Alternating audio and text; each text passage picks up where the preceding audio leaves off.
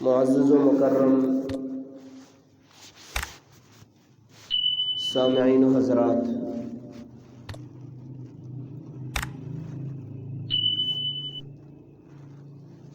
اللہ تبارک و تعالی نے بڑے احسان اور فضل والا معاملہ کیا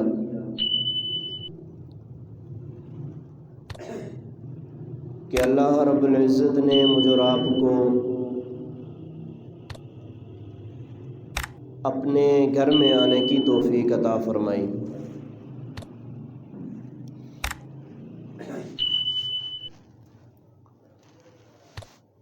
دنیا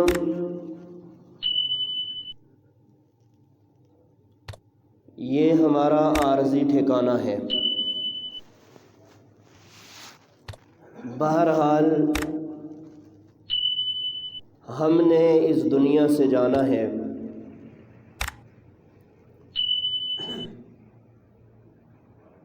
یہ دنیاوی جو زندگی ہے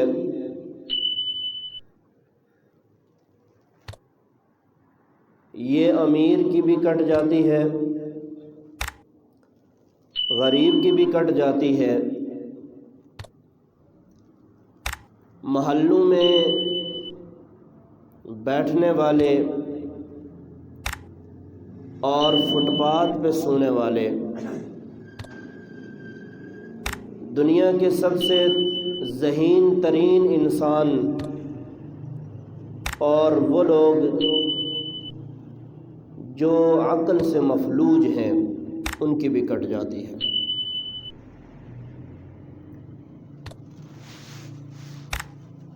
دنیا امتحان گاہ ہے،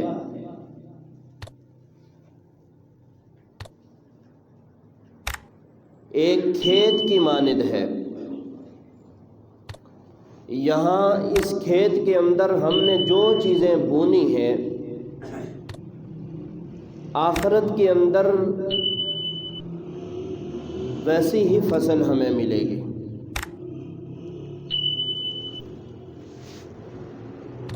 عارضی ٹھکانہ، مختصر ٹھکانہ، ختم ہونے والا ٹھکانہ، لیکن قیمتی اتنی ہے کہ آخرت کا دار و مدار اس دنیا پر ہے۔ دنیا میں زندگی کیسے گزاری؟ اللہ کا بن کے گزاری، اللہ سے بنا کر گزاری، یا اللہ سے بگاڑ کر گزاری؟ اللہ کے احکامات کو پورا کرتے رہے یا اللہ کے احکامات کو چھوڑ کر زندگی گزارتے رہے؟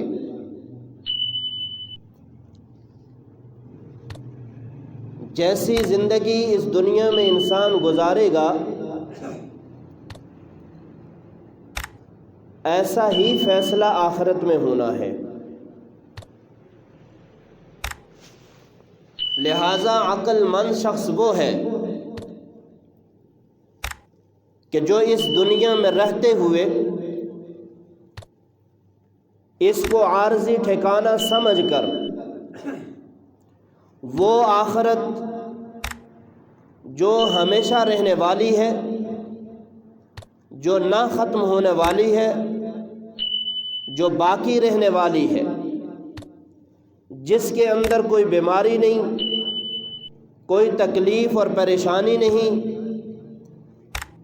جس کے اندر موت نہیں، جس کے اندر بچپن اور بڑھاپا نہیں، وہ ہمیشہ رہنے والی زندگی، اس زندگی کے لیے دنیا کی اس عارضی زندگی کے اندر محنت اور کوشش کرنی ہے۔ تو اس کے لیے اللہ کے بے شمار احکامات ہیں،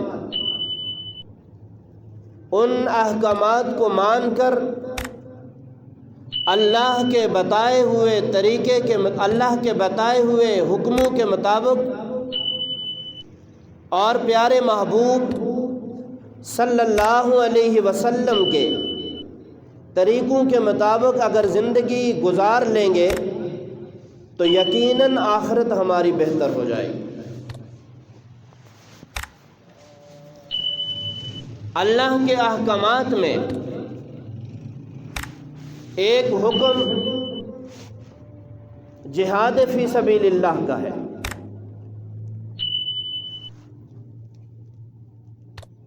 قرآن پاک کے اندر اللہ پاک نے جتنے فضائل جہاد کے بیان کیے ہیں اتنے کسی اور چیز کے بیان نہیں کیے۔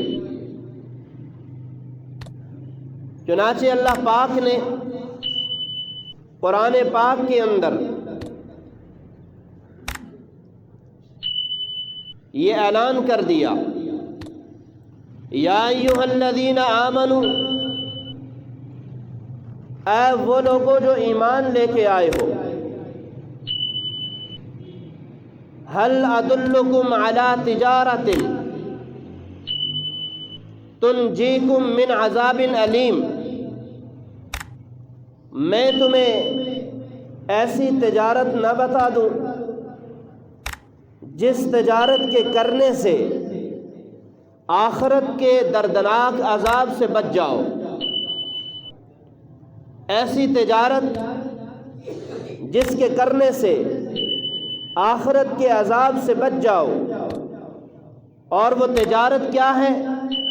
تؤمنون باللہ ورسولہ وتجاہدون فی سبیل اللہ، وہ تجارت یہ ہے کہ اللہ اور اس کے رسول پر ایمان لے کے آؤ، اور اللہ اور اس کے رسول پر ایمان لانے کے بعد اللہ اور اس کے رسول پر ایمان لانے کے بعد اللہ کے راستے کے اندر جہاد کرو۔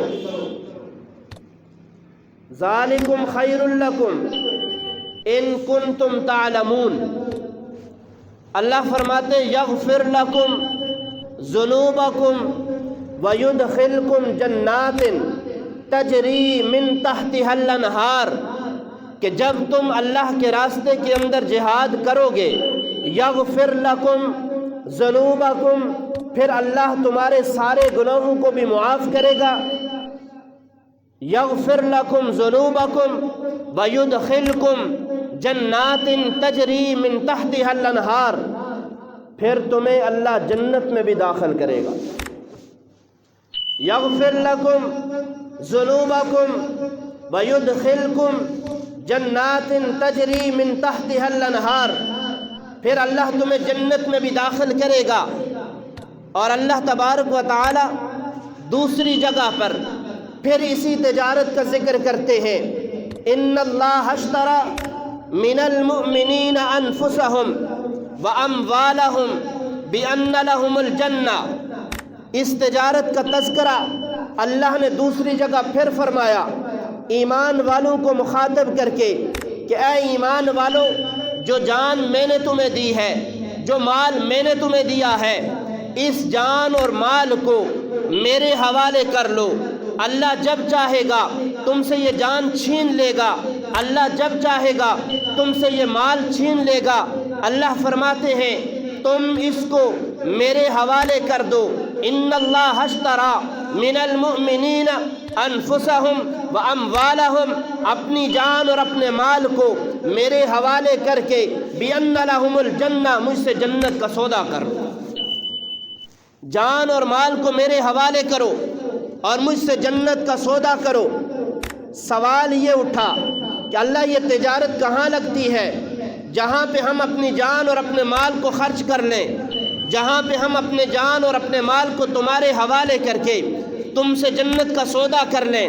اللہ اس کے بعد فرماتے ہیں یقاتلون فی سبیل اللہ فیقتلون ویقتلون، اللہ فرماتے ہیں کہ اللہ کے راستے کے اندر قتال کرو، اور قتال ایسے کرو کہ کفار کو بھی مارو، خود اپنی جانوں کو بھی قربان کرو۔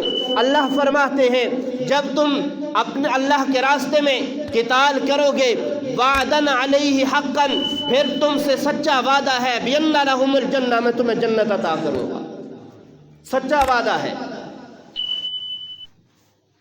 اللہ سے بہتر وعدہ پورا کرنے والا کوئی ہے؟ کوئی نہیں۔ اللہ کے پیارے محبوب صلی اللہ علیہ وسلم مسجد نبوی میں بیٹھے ہیں، منبر رسول ہے، آپ منبر پہ جلوہ فروز ہیں، مجمع میں صحابہ کرام بیٹھے ہیں۔ اللہ کے رسول صلی اللہ علیہ وسلم نے اعلان کر دیا کفار کا ایک بہت بڑا لشکر مسلمانوں کی طرف حملہ آور ہونے والا ہے، اور اس لشکر کے مقابلے کے لیے مجھے جان بھی چاہیے، مجھے نوجوان بھی چاہیے، مجھے مجاہدین کی بھی ضرورت ہے، اور اس راستے کے اندر مجاہدین کے معاون بننے کے لیے مجھے تعاون کی بھی ضرورت ہے۔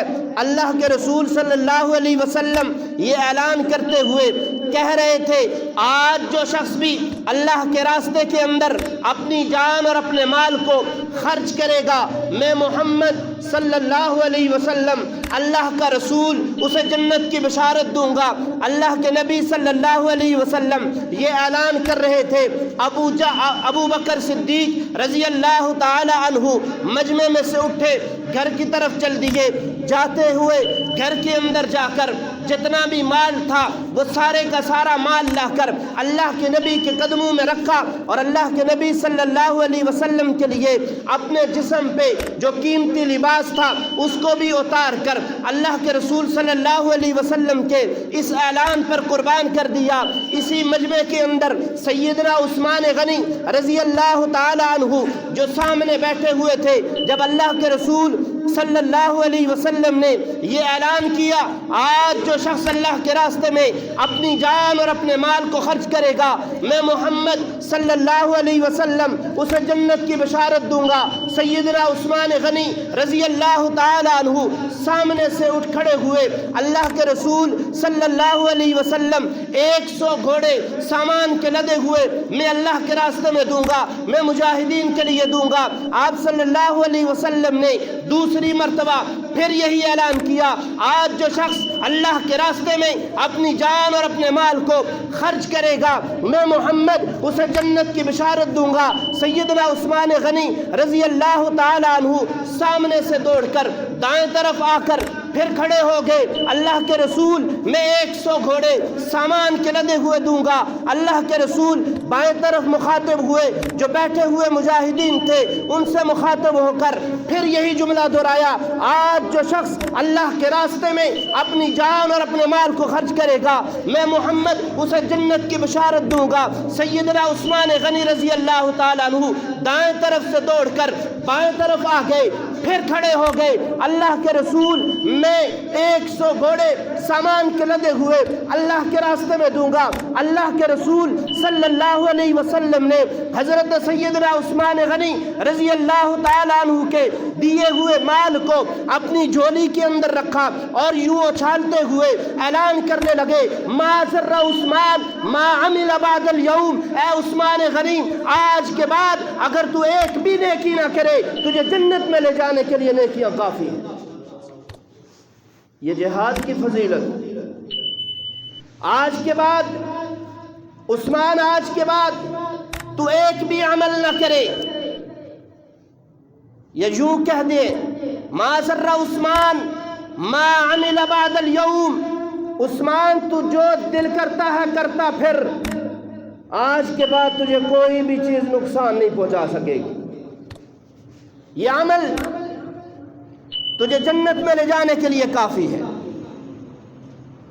جب یہ امت اس جہاد کے فریضے کو تھامے ہوئے تھی تو اللہ تبارک و تعالی نے اس امت کو وہ مقام اور مرتبہ دیا کہ جو دنیا نے دیکھا 22 لاکھ مربع میل کا حکمران، 22 لاکھ مربع میل کا حکمران سوکھے ہوئے دریا کو، خشک دریا کو خط لکھ رہا ہے، اور خط جب دریا تک پہنچا وہ دریا ایسے چلا جیسے صدیوں سے اس خط کا انتظار کر رہا تھا۔ جب یہ امت اس جہاد کے فریضے کو تھامے ہوئے تھی، سعد بن ابی وقاص رضی اللہ تعالی عنہ فاتح ایران ہے، دجلہ کا کنارہ ہے، درمیان میں دجلہ کا دریا ہے، سامنے ایران کا لشکر ہے، اس طرف مجاہدین ہیں۔